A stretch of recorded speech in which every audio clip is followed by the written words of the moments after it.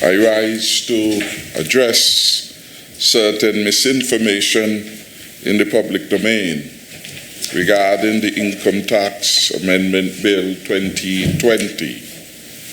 Contrary to the untruth that my administration will pass a bill to increase income tax, my administration has no intention to introduce personal income tax or to increase corporation taxes at this time.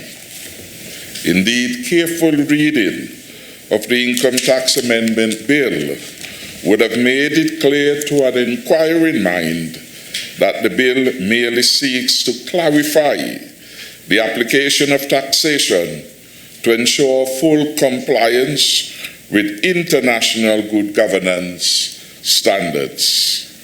Specifically, Mr. Speaker, the amendment proposed will ensure that we meet our commitments to the European Union and the Organization for Economic Cooperation and Development and avoid the reputational damage and consequential financing implications which come with blacklisting.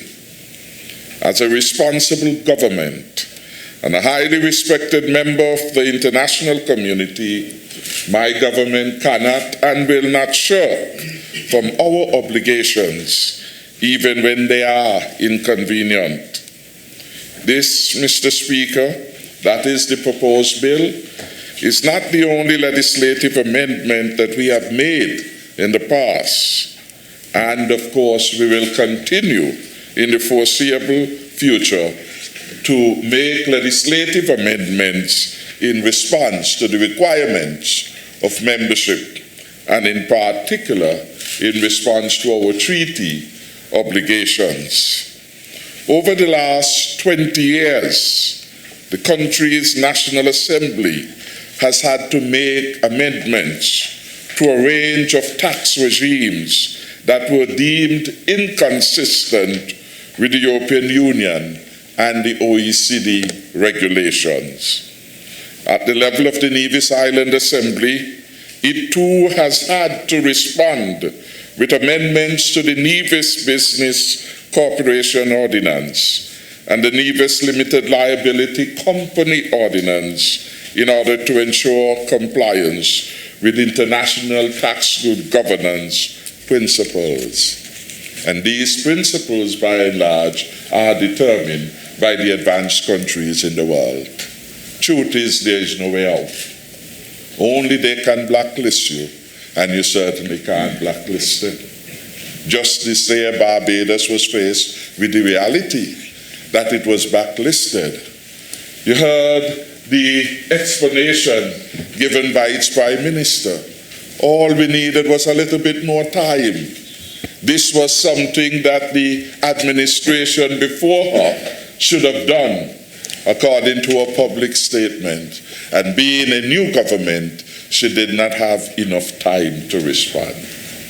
What do we learn from that? That those who set the rules, those who can give you time, are impatient of delays, and you do so at your own detriment.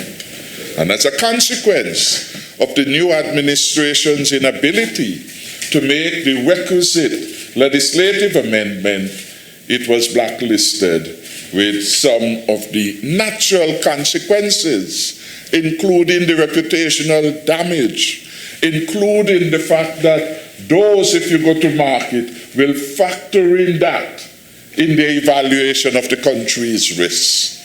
Because a blacklist, in fact, does that. It is a signaling to the rest of the world with which whom you are engaged that something is awry with some aspect of the governance agenda.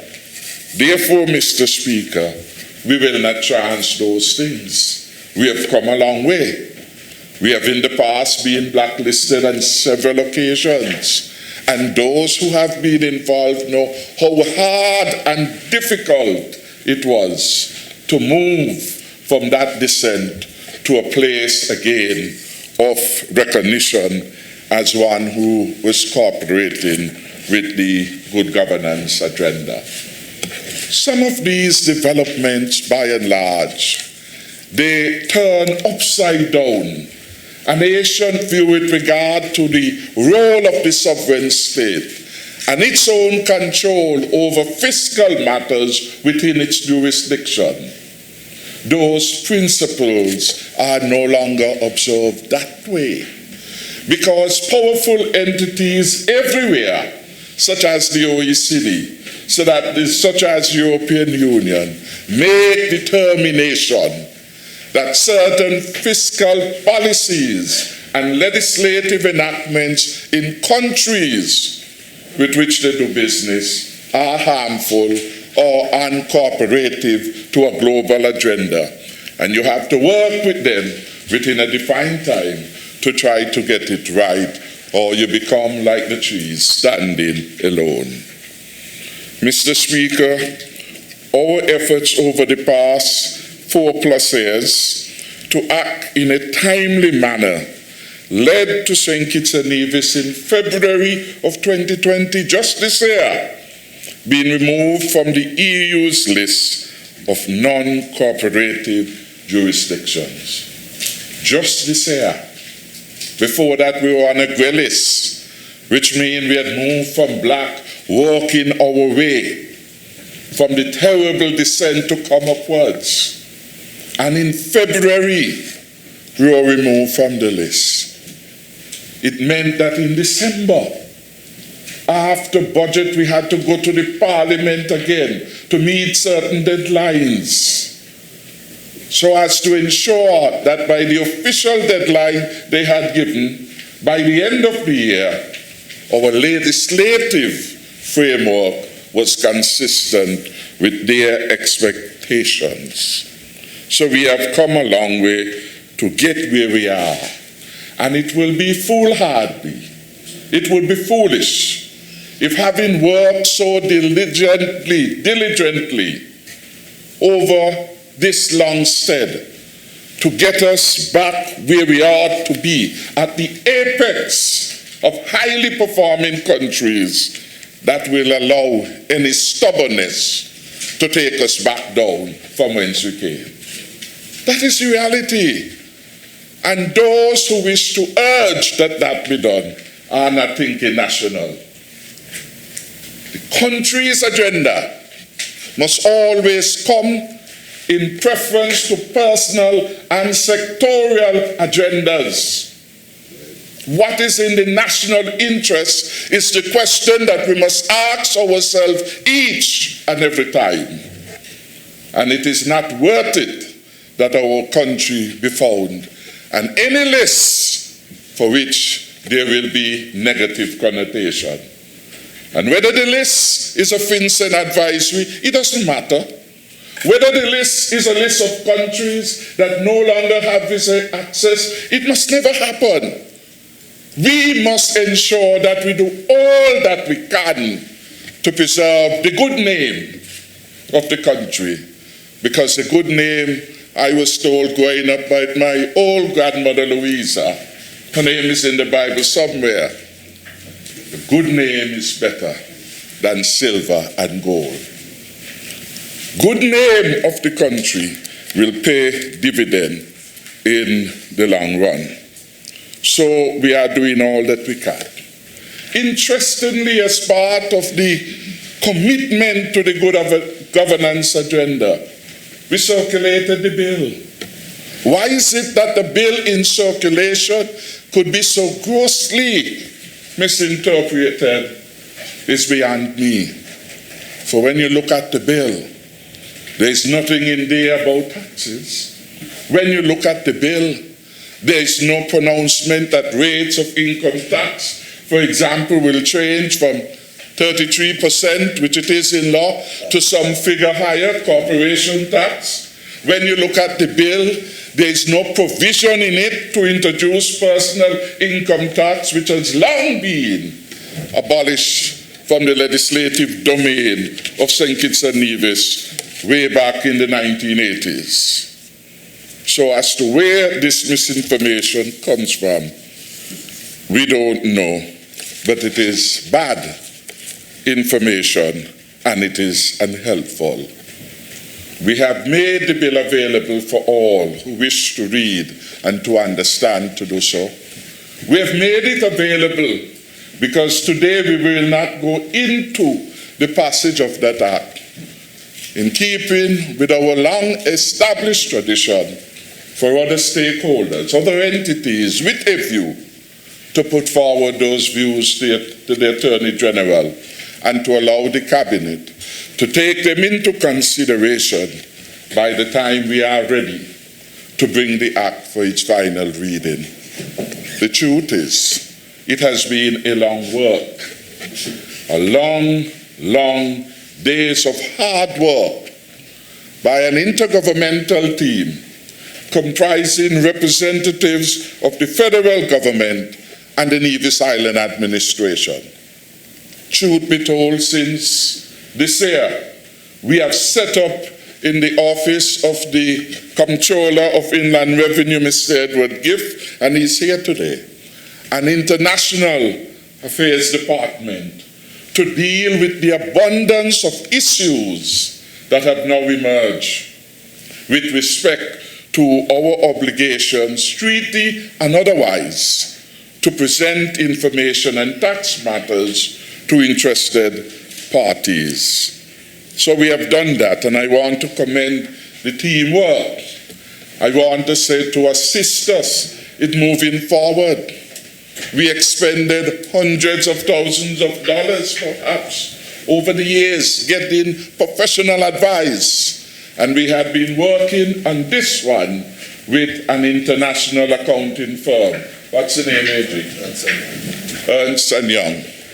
And this particular matter, and brought our own internal expertise, if you will, to work with them in devising the bill.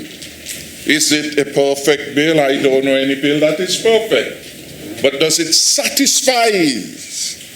Does it satisfy the requirements that are put before us?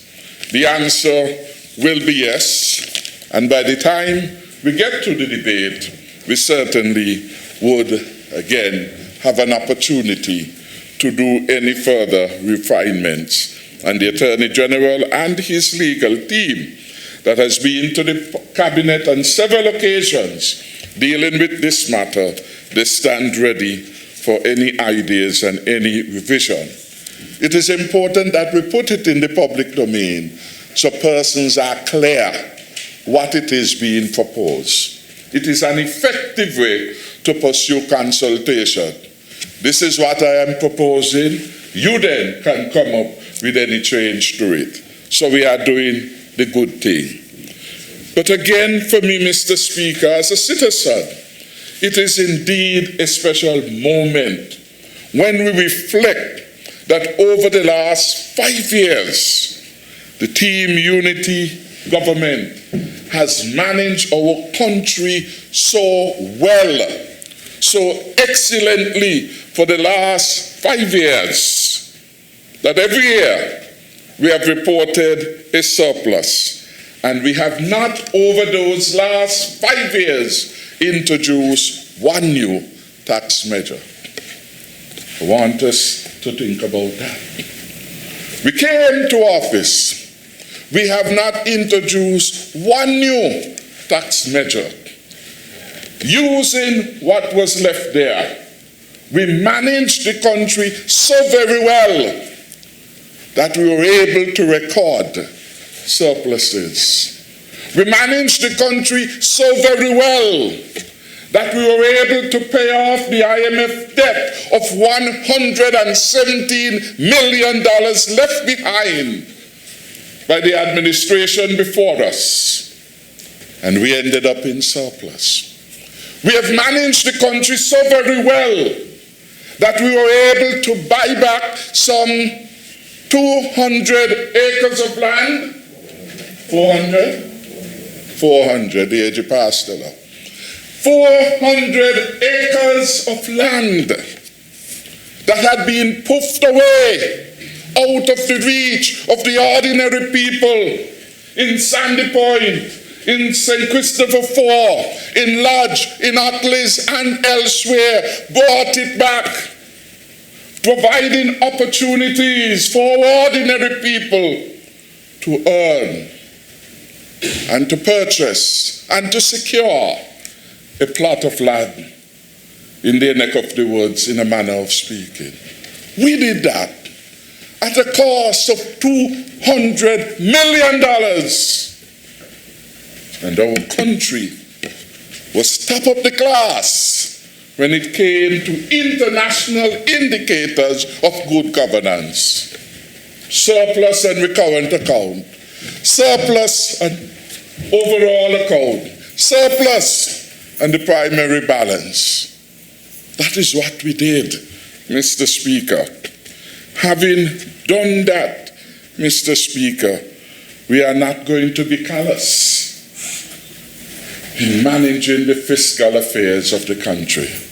And maybe it is that people marvel that having experienced, and we continue to experience, the worst fiscal and economic crisis in over 100 years, that this government has not to this date borrowed 1 cent. This government has kept government employees on the payroll, and it will cost us $300 million to have kept every employee in the public sector on the payroll of this government. We don't have the luxury of some companies. Things bad, go home. Things bad, they do all those things because they have a singular agenda of the profit motive. The government mandate is so much more large, so much more complex. It is very easy to manage a company. It is much more complex to manage an entire country. In managing the company, the focus are in the equity investors. The focus is the shareholders.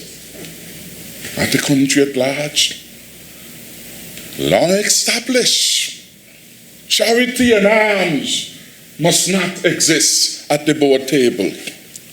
And so managers of companies have an easy task. They are paid so much better than ministers of government, but we have a broader and wider mandate which governs what we do. I wish to make the point in closing, Mr. Speaker, that the government I lead is a government disposed to keeping taxes very low. That is the record.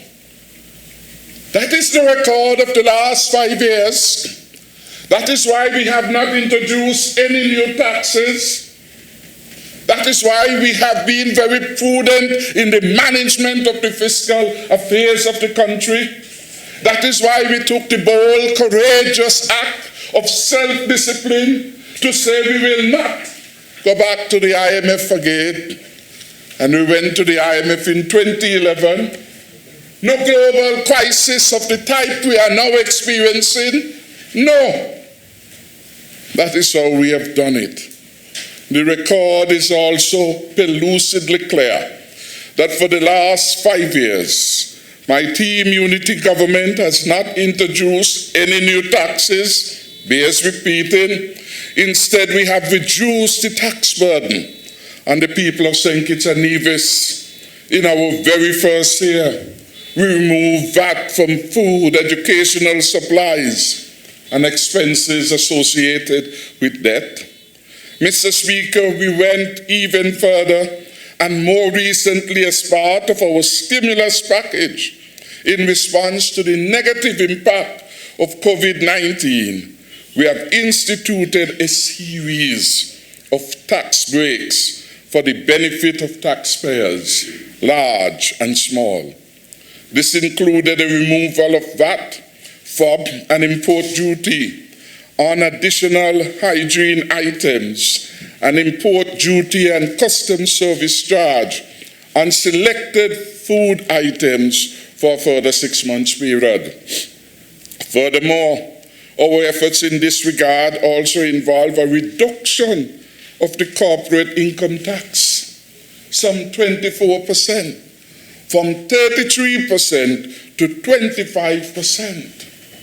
And we gave a 50% reduction in the unincorporated business tax, which stood at 4%, and for the period under consideration, we reduced it to 2%.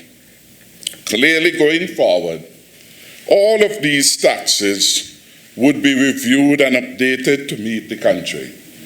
And our vision and focus are to eventually reach the point where our corporate tax system and our tax system in general are such that they become fully modernized and they could safely and responsibly meet the needs of all of us, citizens and residents alike, businesses and investors, and indeed maintain the competitiveness and attractiveness of St. Kitts and Nevis as a destination ready and safe for all kinds of investments in financial services, in tourism, in manufacturing, in agriculture, in the cannabis industry. That is where we want to be, top of the line. Truth be told, Mr. Speaker, since the inception of this administration, we have been transparent and accountable with respect to providing clear information on the challenges in respect of the tax regime operating here in the Federation. St. Kitts and Nevis is a responsible member of the international community, and it is required to respond appropriately to global developments and changes in standards as they occur. My government will always be unwavering in its stance to protect the interests of our country, and we therefore remain committed to ensuring compliance with international standards. We have no choice. We will argue more strongly against those that are very onerous, which are destabilizing. We will do all we can as a country in partnership with others, but at the end of the day, we will ensure that the credibility of the government and country is never compromised for want of appropriate action. May it please you, Mr. Speaker, and I hope that this brief statement will enclare what it is we are intended to do with the amendment to the Income Tax Act. There is no change, no movement upward, no movement downward, no movement crosswards. There is no change. Nothing has changed in relation to that. When you look carefully at the bill in a nutshell seeks to bring clarity to certain critical issues which are now part of the conversation in relation to our good governance and the international good governance agenda. No increases in personal taxes, no increases in corporate taxes are being contemplated in the amendments that are before the House and which have been put in the public domain. May it please you, Mr. Speaker. Thanks for indulging.